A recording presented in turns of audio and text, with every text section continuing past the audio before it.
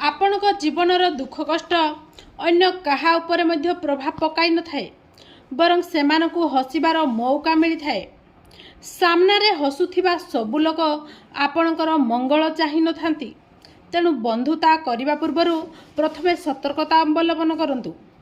जदि आपण परिश्रम करिबे नाही तेबे केबे मध्य आगकु बढ़ी पारिबे नाही। तेणु भाग्य उपरे दोष देबा वृथा अटे। दुनिया केवल सेही लोक मानकु ही सम्मान देई थाए जा पाखरे अनेक गुड़िए टंका एवं प्रबल क्षमता थाए। एठी समस्ते बदली जाती आज्ञा, केवल आवश्यकता एवं स्वार्थ ही पड़ी रही थाए।